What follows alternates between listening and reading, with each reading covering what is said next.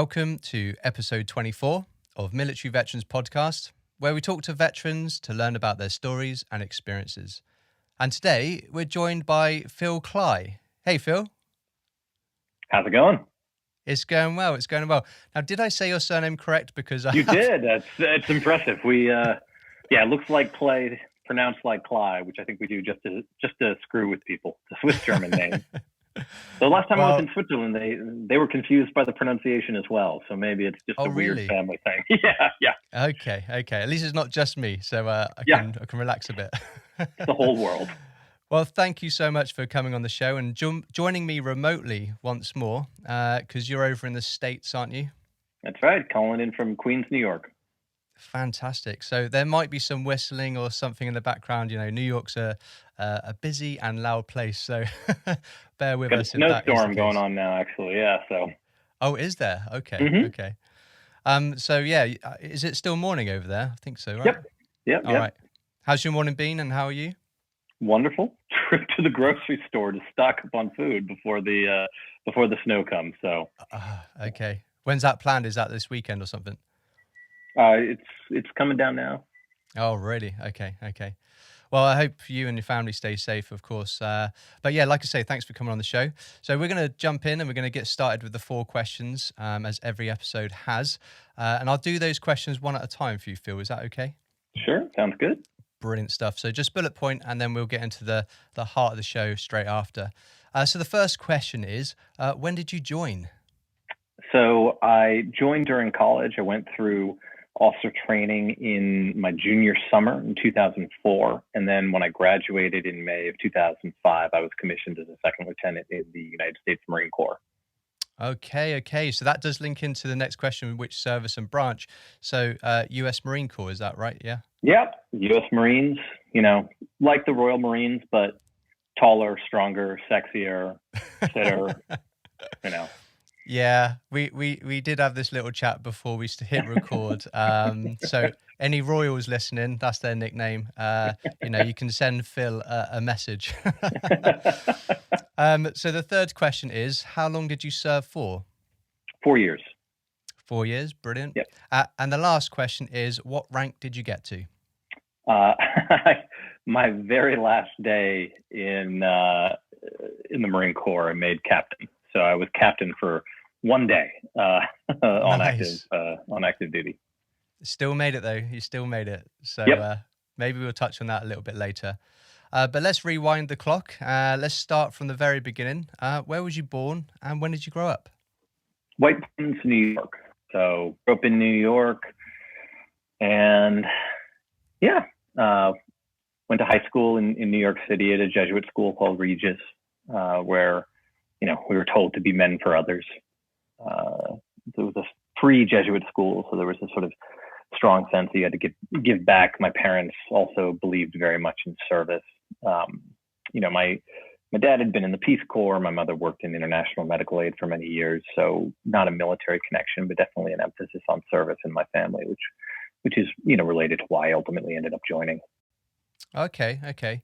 And how was school for you? Did you excel in anything in particular?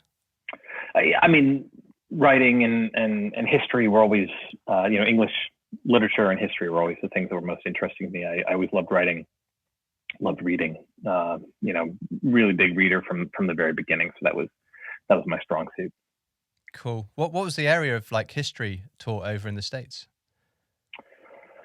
My interest was pretty wide ranging in terms of history,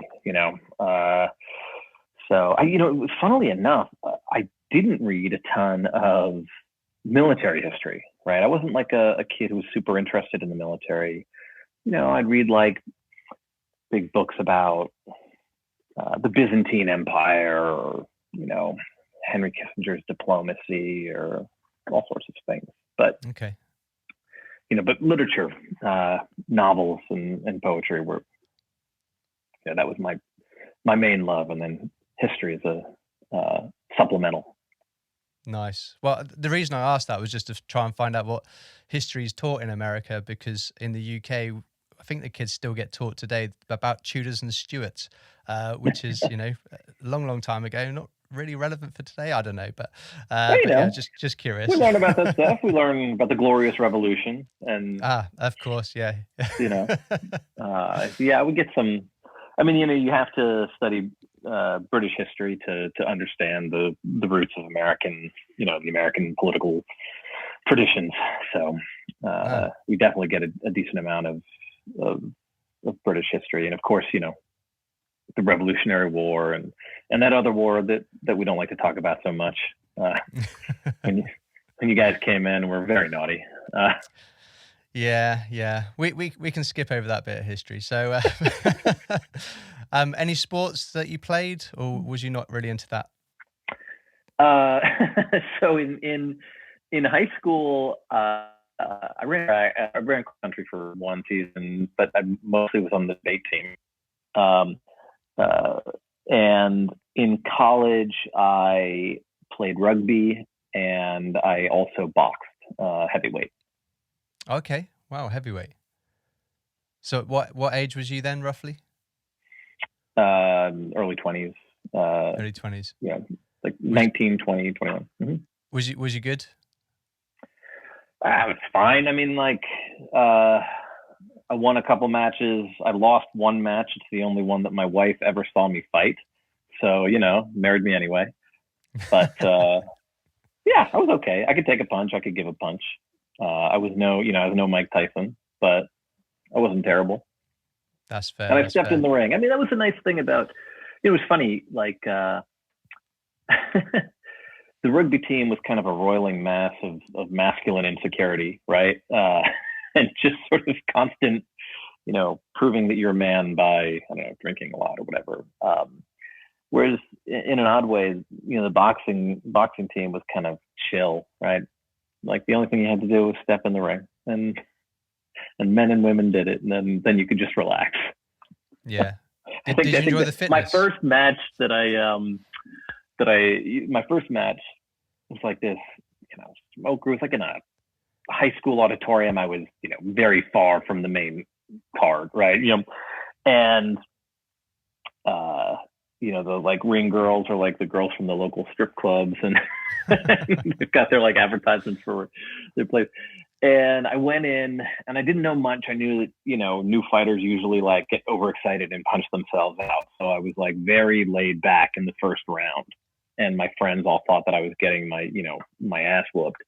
And then, and I probably would have lost the fight if it had gone 3 rounds, because I was, you know, too laid back in the first round. But the guy I was fighting had punched himself out, right? He was a new fighter as well.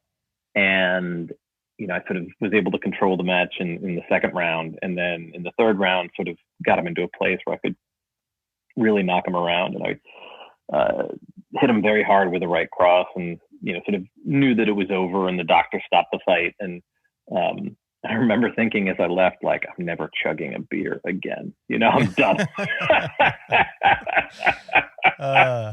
Very good. I will never feel like I need to prove my manhood by drinking terrible beer rapidly.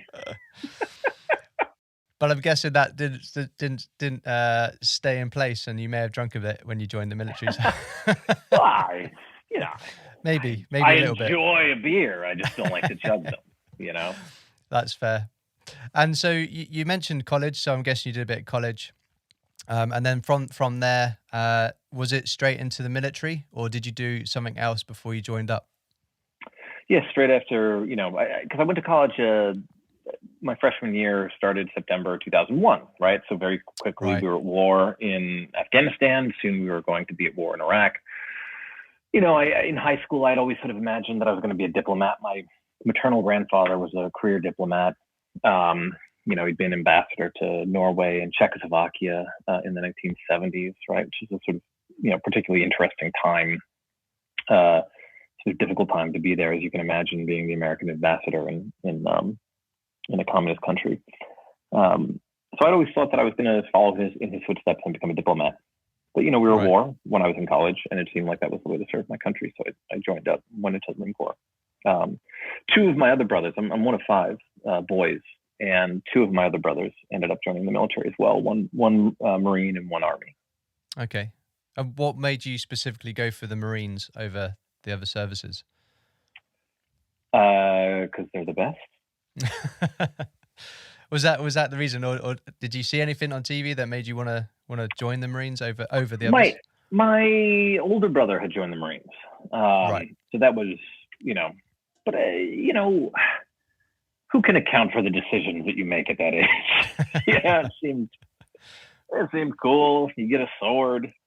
Yeah, and so I mean, you knew you were going to put yourself forward. And how did you join? Was it a case of going into, like we do over here, a careers office, or did you ring someone up? I don't know.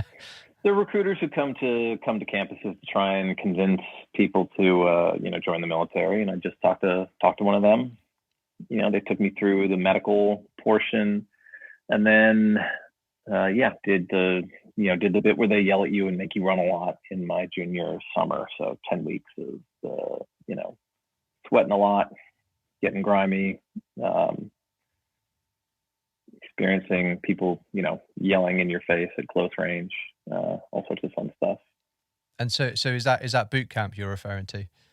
Yeah, officer candidate school. Mm-hmm. Officer candidate school. Okay, because I think technically you're my first US officer on this podcast. So some of this stuff's going to be very new to me.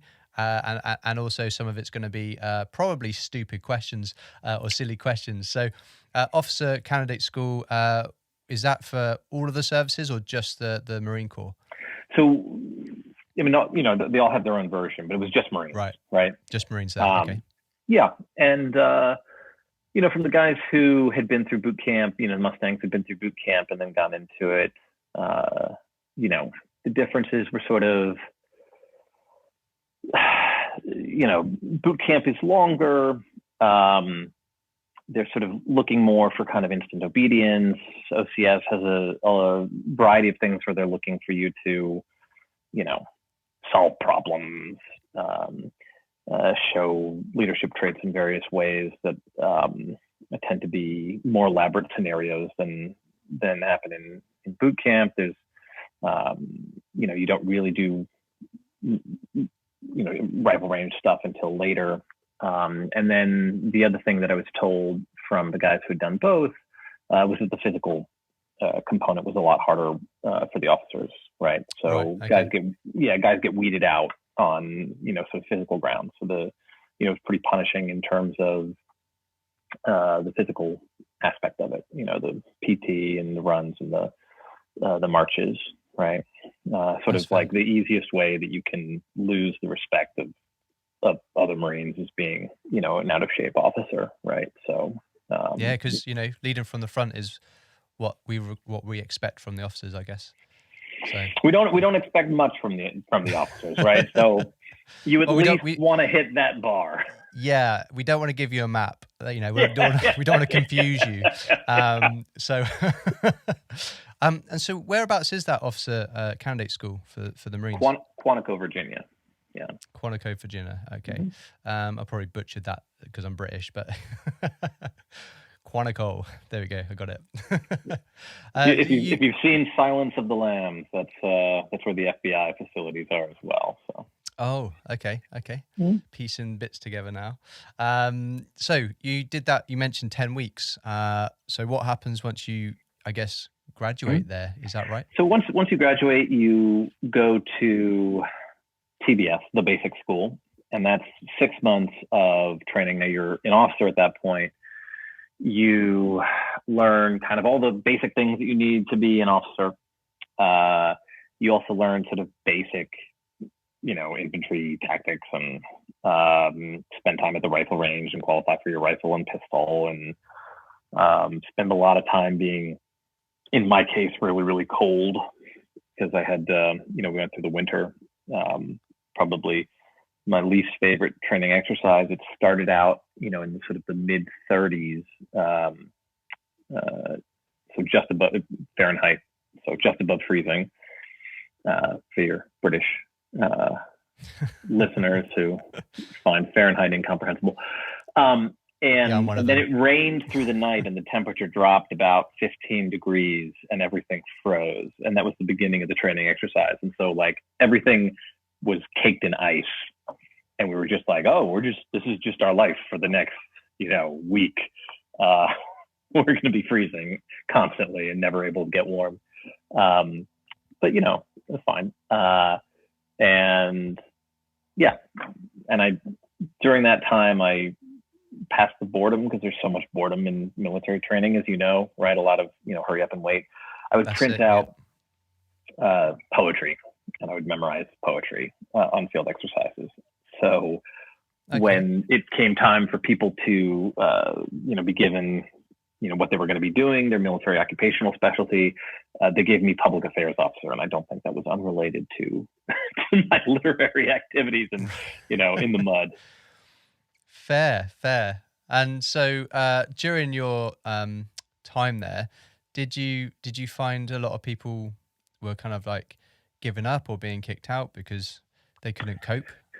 So the big culling thing is in officer candidate school, Right. right? Okay. So a lot of people got kicked out, uh, um, during that time, and uh, I just sort of wondered about those guys, because some of it was just brutal, Yeah. the way they were treated, and then you just get sent away.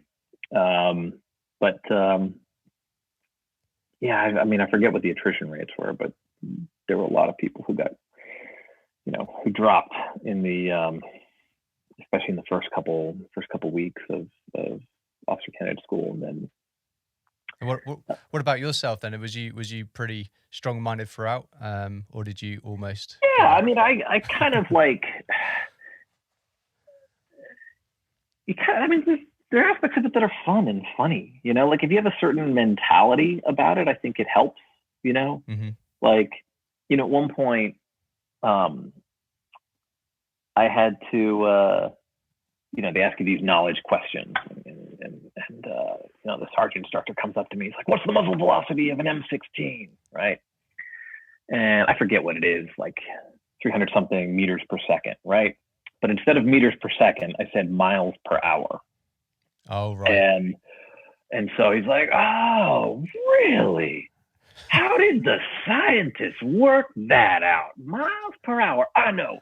They went to the Indianapolis 500, and they put a guy with a rifle right at the start line. And as the cars went whizzing past, he fires off a bullet, and the driver just looks out the window and sees when he's neck and neck, and he's like going on all these elaborate scenarios of how they must have done it.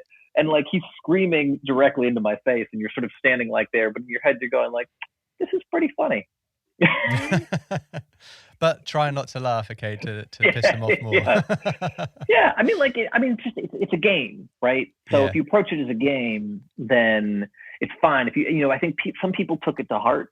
The other thing was, I think some people had a kind of perfectionist streak about it, and since you're sort of being set up to fail, right, to perpetually fail,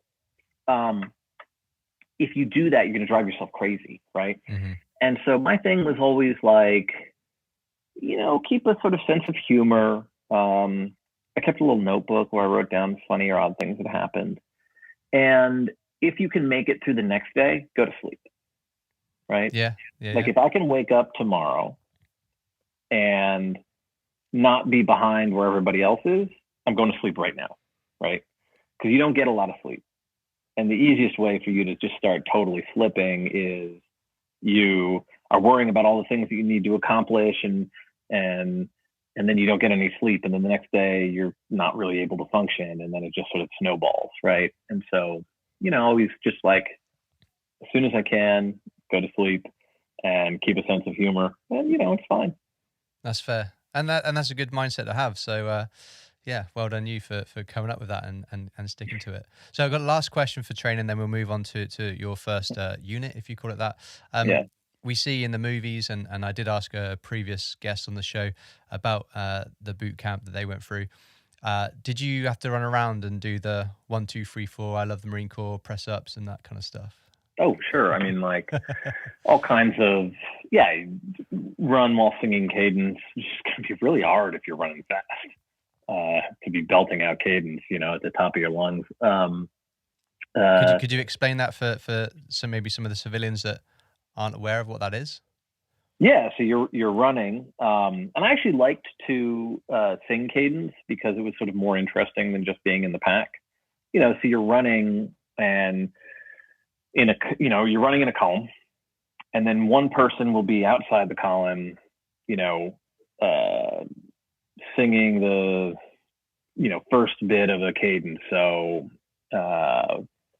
when my granny was 91, she did her PT just for fun. And then everybody sings that. And then when my granny was 92, she did her PT better than you, sing left to right, low right, and then back and forth. And you've got to really belt it, right? Yeah. And so, if you're running and, breathing hard, singing just adds an extra layer of difficulty. Yeah. And so, as you start running faster, people start singing a little softer, and then the sergeant instructors start yelling at you.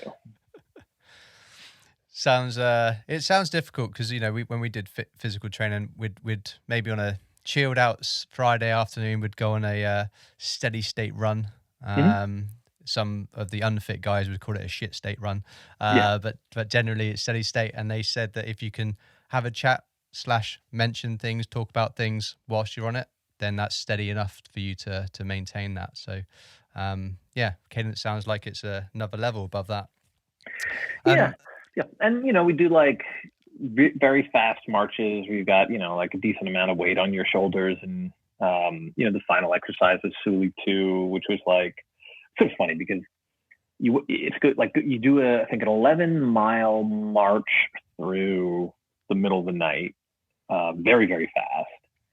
And then you do a kind of loop. You sort of do the same loop that you did for the march. So about 11 miles, I think.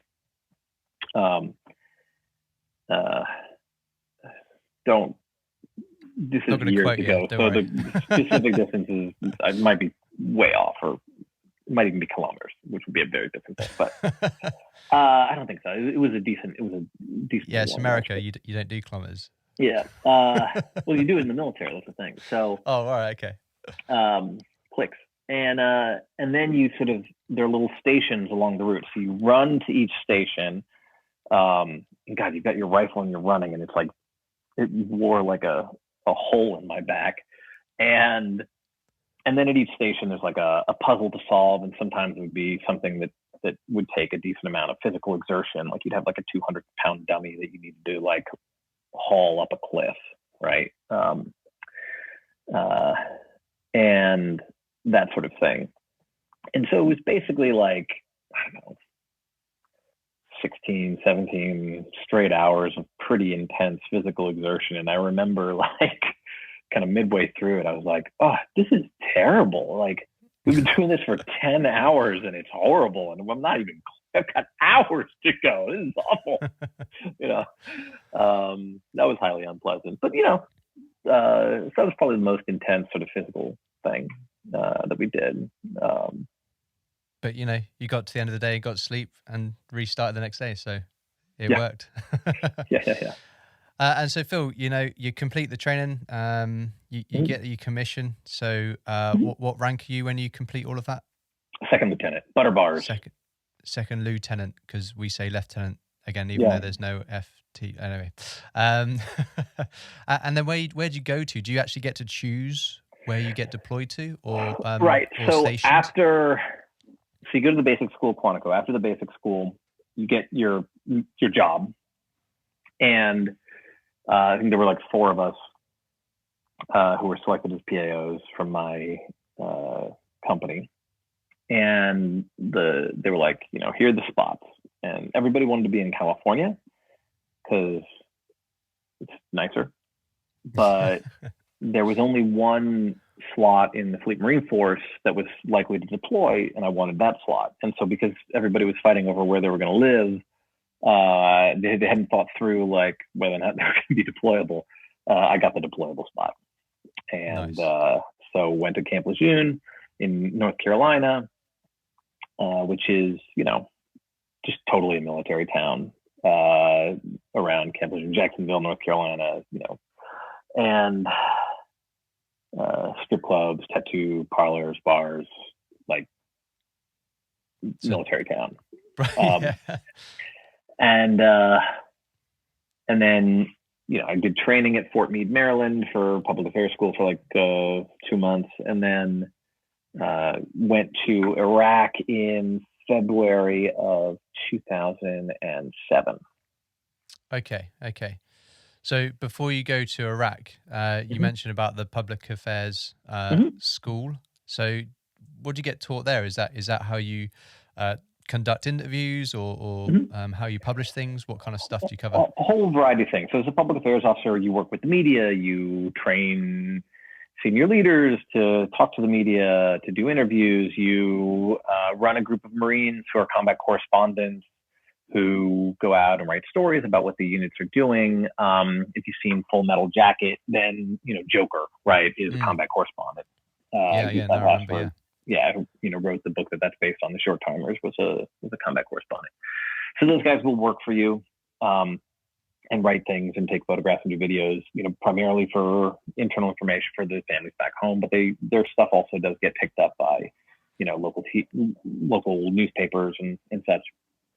And so you just kind of learn the basics of the job and, what advice you're going to have to, give a commander, how to handle kind of, a crisis, what kind of things you're allowed to tell the press, what kinds of things you can't, how to, vet things in that regard so they can be cleared for release, that kind of stuff. Do you get taught how to take photos as well? Or is that someone else that does photography? Yeah, you get basic stuff, but it's the combat correspondents who are actually really good at it, right? So your job is going to be as an editor. In terms of what I was taught as far as journalism goes in the Marine Corps, they can't expect you to have any kind of level coming in, right? The writing that I studied writing, so that put me at a something of an advantage as far as that goes. Okay. Because I would have no idea where to start if it came to having to write anything, struggle with any article. So is this, when you did that training, did they specifically get you ready for deployment over to Iraq or Afghanistan or somewhere in the Middle East? Or no, that was with my unit. So that training was just all public affairs officers go there, and so that was a mix. You had Air Force, you had Marines, you had Army. It was really funny too, because we show up at Fort Meade, Maryland, and they give us like our where we're going to be living, and the Marines were like, "This is so nice! Like, this is the nicest place that we've ever been sent." And the Air Force folks were like, "This is disgusting. How could they send us here?" It's like, At least the Air Force. It was literally like that, At least the Air Force in the States, they moan as much as the Brits, RAF over here. Yeah. What do you mean I'm not in a hotel? Jokes aside, Air Force, we obviously need you to move us around. So, So you then mentioned about going to Iraq. Or Iraq, I think the Americans pronounce it right. So we call it Iraq. But what was your kind of like build up training to go with your unit? And is it called unit in the Marines? Yeah, sure. Yeah. I was with the 2nd Marine Logistics Group Forward. I mean, there were basic classes and things. I ultimately was not able to go on. There's a huge training exercise called Mojave Viper that happens in like a big desert training area that's very involved, and my unit did that training, but for whatever reason, I can't remember why, I was not able to go. I had to do something else during the time that they were there. But so a whole series of classes, get your dental work in order. You know, because I was a public affairs officer, it wasn't like, you know, if you're doing a build up, it's like an infantry unit, right? There's like this sequence of skills they need to build up, you know, how the units are going to work together, how, you know, so they can, you know, have practice, you know, coordinating with the other units that are supporting them. That wasn't my experience. It wasn't as intense to prepare to go overseas as a public affairs officer, because, you know, it's not like they were sending me to kick indoors, you know. Okay. Did you still have to do training like the I don't know, like the shooting range? Did you have to deal with that and pass with that? Of course. All the basic was stuff. you a decent shot, or? Yeah, I was a rifle expert. It always pissed me off because I was a pistol, so I was always so busy that I never had time to actually like spend time in the range. So I always shot expert in rifle, but in pistol, you know, they'd give you like 2 days, and like you'd have one practice fire, and then you'd, you know, have a couple of chances to go through the whole thing before you'd finally test. But I was always so busy that I would show up at the range, I'd do one practice fire, and then I would just qualify in the next one. And every single time that I did it, I was always like within like a point or two from pistol expert. So there's like marksman, sharpshooter, expert, and I was always a pistol sharpshooter. I always felt like if I was less busy, if I actually had time, you know, just to have more than one time going through before I shot, I would get pistol expert. But, you know, I never actually did that. And I was always like, every time it was like, I got like a point away. Just the tiniest bit away. Yeah. And it's really interesting that you shared that. So we did have a US Marine on January's episode, which is with Rick Foster. And he mentioned the same as you, marksman, what's the middle one? Sharpshooter, and then expert. And over here, mainly for the Army, I don't know if the Marines are different over here, but marksman is our best shot. So it's weird that we've kind of like flipped it around, or you guys flipped it around when you saw how we did it. I don't know. Yeah. But yeah, just really interesting, and I suppose really cool that you were so good at it that you were at that end or that level with both weapons. I mean, it wasn't that hard to do well with, you know, with the pistol. I mean, like, so I'm not like a master with firearms by any means, but yeah, I was expert in a sharpshooter. But surely, as an officer, your pistol is the main weapon, right? You don't bother with the big weapons.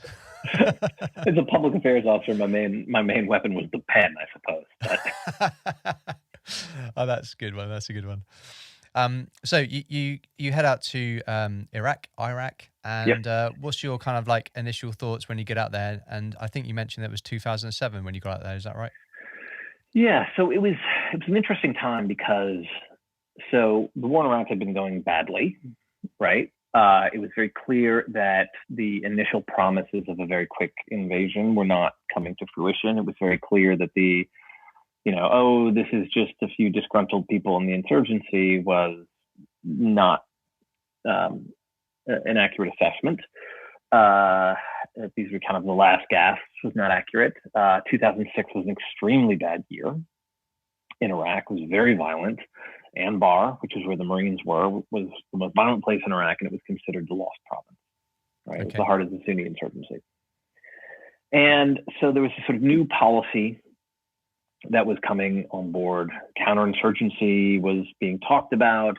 General Petraeus was going to take control of troops, and there was going to be an increase in troops who were supposed to be functioning in a different way, right? Working more with the local population. Now, the Marines had already been doing this to some extent, and there had been a sort of concurrent movement that started in Ramadi in late 2006 called the Anbar Awakening, where a variety of Sunni sheikhs who had been kind of cut out by Al-Qaeda in Iraq decided that it was in their interest to begin working with the Americans, right?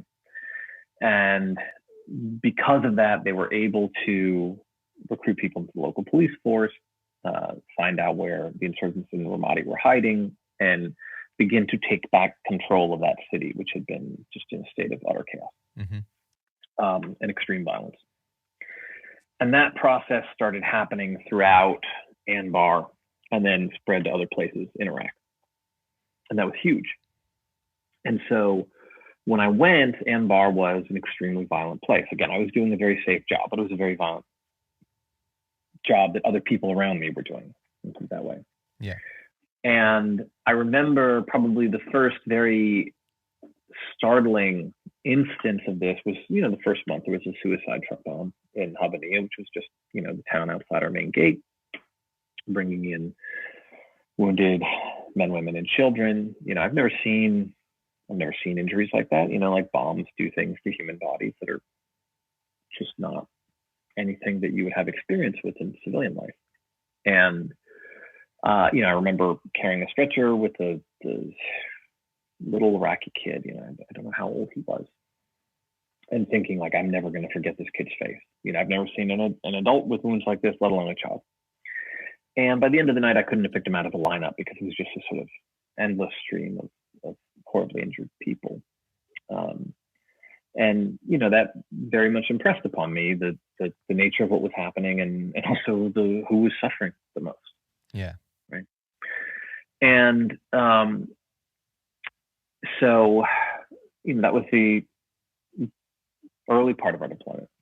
So that was kind of your welcome to the country, essentially. Right. Now, midway through, like our last sort of even mortar attack on base happened like midway through the deployment. And by the end of the deployment, it was very calm. It was interesting because, so much of how you felt about the war really depended on when you went and what you were doing. And there was a National Guard unit that had been there for 16 months, and they'd been there through all 2016. And they were supposed to have been there only 12 months, right? But they got extended to 16 months. Okay. And like on the 1 year mark, right? So when they had originally been slated to go home, 2 of their guys died in the IED blast, right? And then they had an incident where they accidentally killed 2 civilians not long after that. And they felt very bleak about the situation in Iraq, about the mission, about everything. And there was a sort of town hall that was organized by like the town that these guys all come from. And, like the state senator was going to be there and the mayor and all that. And the battalion picked 5 guys who were going to represent the battalion to do like a video chat with the families back home for this event. And so these were not like the shit bags of the battalion. These were the guys that were picked, right, by the unit. And I remember them talking about like, what are we going to tell the families back home? Like we're not going to tell them the truth. Right? So, one's like, we can't tell them the truth. They think this is for us, but it's not for them. Tell them the truth when we get back home, and then it's like, are we even going to tell them the truth when we get back home? How long before we tell them the truth? They left feeling very bleak about things. But then the unit that replaced them came in, and violence rapidly was dropping off a cliff in Iraq. So in that portion of Iraq. So, they left feeling like we won, right? Okay. Yeah. Radically different experience.